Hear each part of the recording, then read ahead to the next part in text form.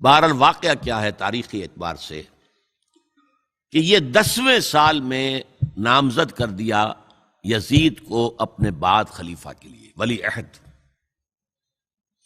اس وقت تقریباً سب نے بات مان لی سوائے 5 افراد کے.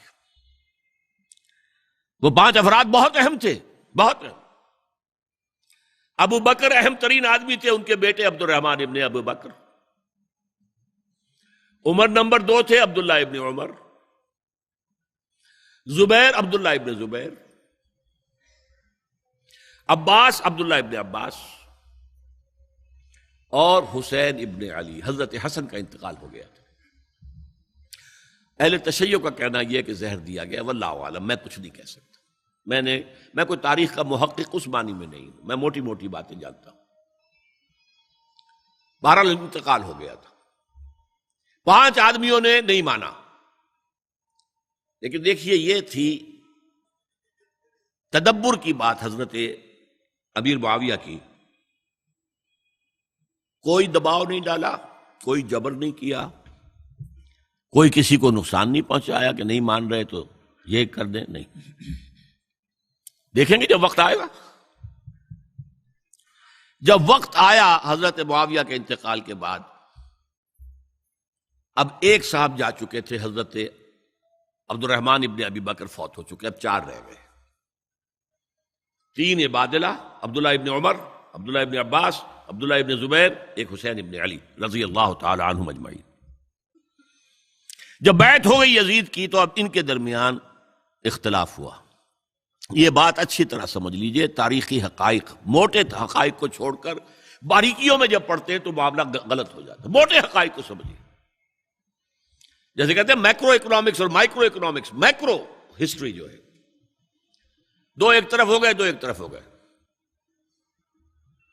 عبداللہ ابن عباس کی رائے ہوئی کہ اگرچہ یہ غلط کام ہوا ہے، یہ قیصر و کسریٰ کی سنت پر عمل ہو رہا ہے، لیکن یہ ایسی بڑی بات نہیں ہے کہ خون ریزی شروع کر دی جائے اور امن و امان ختم ہو جائے. یہی بات عبداللہ ابن عمر کی ہو گئی. یہ 2 تو ایک یکجا ہو گئے. مصلحت کہہ لیں جو بھی سمجھے، لیکن نیت پر حملہ نہیں کر سکیں گے آپ. دیانتاً انہوں نے یہ سمجھا کہ اب جب کہ ہو گیا معاملہ تو ٹھیک ہے. حرام مطلق تو کہیں نہیں لکھا ہوا قرآن کے اندر کہ بیٹا نہیں ہو سکتا، کہیں نہیں لکھا ہوا. بہرحال ان 2 کی رائے یہ ہوئی کہ اگرچہ کام غلط ہے لیکن اتنا غلط نہیں ہے کہ اس کو چیلنج کیا جائے اور اس سے جو ہے خانہ جنگی شروع ہو جائے اور فساد شروع ہو جائے. 2 کی رائے یہ ہوئی کہ نہیں، we have to challenge it come what may. Abdullah ابن زبیر، حسین ابن علی رضی اللہ تعالی عنہما یا عنہم، تو یہ 2 علیحدہ. ان 2 میں اب اختلاف ہوا. عبداللہ ابن زبیر کی رائے یہ تھی کہ یہیں مقیم رہو مکے میں، حجاز میں، مکے اور مدینے میں، یہاں سے ریزسٹنس موومنٹ ہم شروع کریں گے، کیونکہ یزید کی خلافت تو دمشق میں تھی، بہت دور.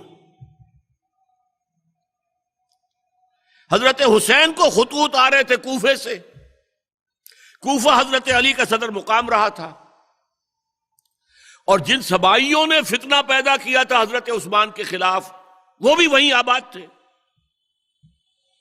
انہوں نے خطوط کا تاطا باندھ دیا، آپ آئیے ہم آپ سے بیعت کریں گے اور کھڑے ہوں گے اور مقابلہ کریں گے اور اس یزید کی حکومت ختم کریں گے. ڈاک کے تھیلے بھرے ہوئے. حضرت حسین نے فیصلہ کیا کوفے جانے کا. بہت روکا. عبداللہ ابن عباس بہت ان سے بزرگ تھے عمر میں، اور ویسے بھی ایک اعتبار سے نانا تھے، ایک اعتبار سے پڑدادا تھے. حضرت عبداللہ ابن عباس حضور کے چچا زاد بھائی تھے، تو نانا ہو گئے کہ نہیں؟ حضور نانا تھے کہ نہیں؟ اور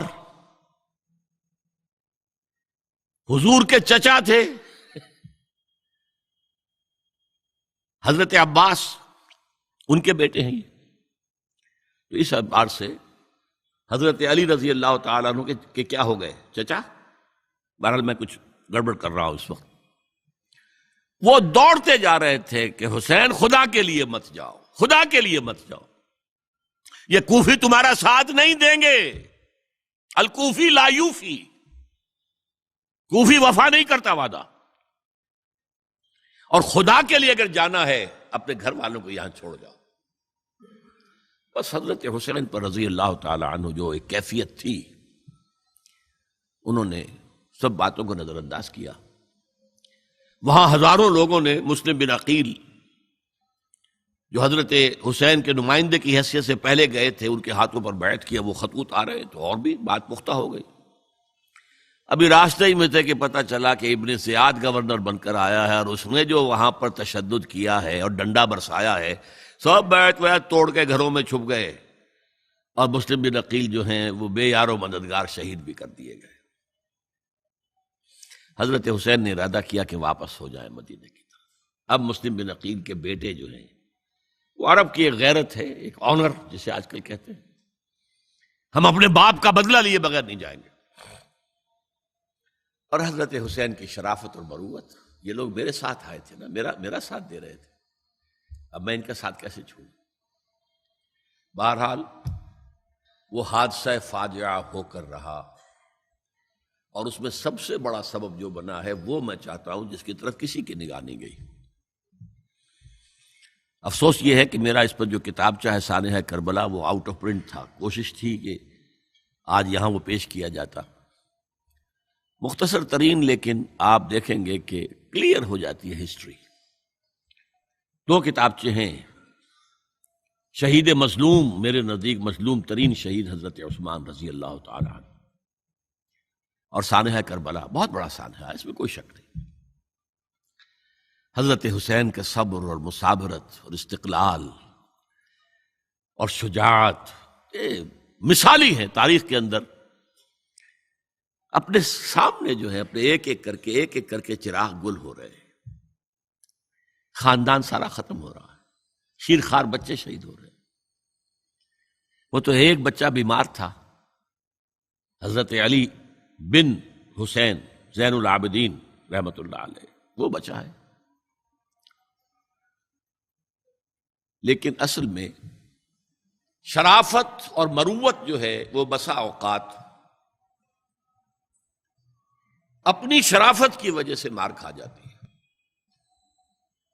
حضرت حسین سے میرے نزدیک یہ ایک اسٹریٹجک مسٹیک ہوئی کہ جب کوفیوں کا لشکر سامنے تھا تو وہاں کھڑے ہو کر ایک ایک کا نام لے گا، فلاں ابن فلاں، کیا تم نے مجھے خط نہیں لکھا تھا؟ اے فلاں ابن فلاں، کیا تم نے مجھے خط نہیں لکھا تھا؟ سب کے راز فاش کر رہے ہیں، اور دیکھو یہ میرے پاس یہ تھیلے بھرے ہوئے تمہارے خطوں کے موجود ہیں، تم نے مجھے بلایا اور میں آیا۔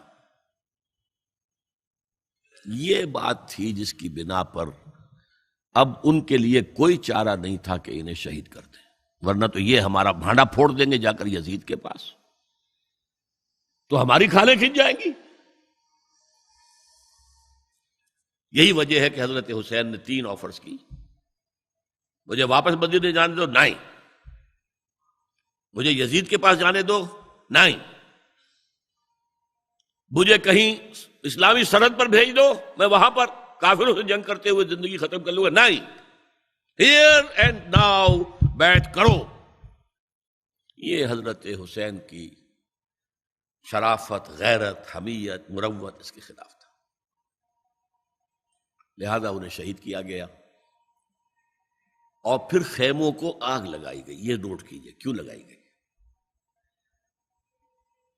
اگر تو یہ غصے اور انتقام میں اور وینجینس میں ہوتا تو حضرت علی بن حسین زین العابدین کو بھی شہید کرنا چاہیے تھا، نہیں کیا۔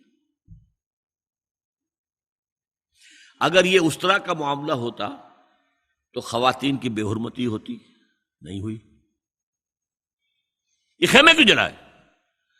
تاکہ وہ جو ایویڈنس ہے وہ ختم ہو جائے، ہمارے خلاف یہ جو ڈاکومنٹری پروف لیے پھر رہے ہیں، خیمے جلیں گے اور یہ تھیلے بھی جل جائیں گے اور یہ خود بھی جل جائیں گے اور ہم بچ جائیں گے۔ یہ ہے میرا تجزیہ۔ بہرحال اس میں کوئی شک نہیں کہ تاریخ انسانی کے عظیم حوادث میں سے وہ ہے، اور میرے نزدیک حضرت حسین رضی اللہ تعالیٰ عنہ کا اختلاف کر سکتا ہے، جو چاہے کرے، حضرت حسین سے اختلاف کرے اور اتفاق کرے حضرت عبداللہ ابن عمر، عبداللہ ابن عباس کے ساتھ، تب بھی ٹھیک ہے۔ اور اگر حضرت عبداللہ ابن عباس اور عبداللہ ابن عمر سے اتفاق کرے اور حضرت حسین ان سے اختلاف کرے، تب بھی شک ہے۔ معصوم کوئی نہیں، ہمارے نزدیک معصومیت خاصہ نبوت ہے، نبوت ختم ہوئی حضور پر، معصومیت ختم ہو گئی۔ غلطی ہر ایک سے ہو سکتی ہے اور آپ رائے رکھ سکتے ہیں، لیکن کسی صحابی کی نیت پر حملہ نہیں کریں گے آپ۔ صحابی کی نیت پر حملے کا مطلب کیا ہے کہ محمد صلی اللہ علیہ وسلم تزکیہ نفس نہیں کر پائے، یہ ریفلیکٹ کرے گی حضور کی اس پوری جد و جہد پر کہ شخصیت سازی نہیں کر پائے محمد صلی اللہ علیہ وسلم، نہیں، معاذ اللہ ثم معاذ اللہ ثم معاذ اللہ۔ بہرحال یہ ہے تاریخ کے اعتبار سے ہمارے ہاں جو عظیم ترین ذی الحج کے مہینے میں حضرت عثمان شہید ہوئے تھے، 28 ذی الحج کو حضرت عمر پر حملہ ہوا تھا، 1 محرم کو ان کی شہادت ہوئی تھی، 10 محرم کو یہ سانحہ کربلا پیش آیا تھا۔ یہ ہماری اس ابتدائی تاریخ کے اہم لینڈ مارکس ہیں جنہیں ہم شہادت کے نام سے جانتے ہیں، لیکن میں اب پھر دوبارہ کہوں گا یہ اللہ کی راہ میں قتل ہوئے۔ وَلَا تَقُولُوا لِمَنْ يُقْتَلُ فِي سَبِيلِ اللَّهِ أَمْوَاتٌ بَلْ أَحْيَاءٌ وَلَكِنْ لَا تَشْعُرُونَ وَلَا تَحْسَبَنَّ الَّذِينَ قُتِلُوا فِي سَبِيلِ اللَّهِ أَمْوَاتًا بَلْ أَحْيَاءٌ عِندَ رَبِّهِمْ يُرْزَقُونَ۔ لیکن وہ شہادت علی الناس کی ذمہ داری جو مجھ پر اور آپ پر ہے، حضرت حسین کو یاد کر لیں، حضرت عثمان کو یاد کر لیں، ان کے لیے کوئی رنج اور غم کا اظہار کر لیں، اس سے کچھ حاصل نہیں ہے۔ حاصل تو یہ ہے کہ شہادت علی الناس کی تیاری کیجئے، اپنی ذاتی زندگی میں آج سے گواہی دیجئے اللہ کے بندے ہونے کی، اپنے عمل میں، اپنے قول میں، اور کوشش کیجئے کہ مل جل کر اس ملک کے اندر وہ نظام برپا کرے کہ جو شہادت علی الناس دین حق کے ایک کامل نمونے کے طور پر دنیا پر حجت قائم کر دے کہ دیکھ لو اپنی آنکھوں سے، یہ ہے وہ دین حق جو محمد لے کر آئے تھے۔ اللہ تعالیٰ مجھے اور آپ کو اس کی توفیق عطا فرمائے۔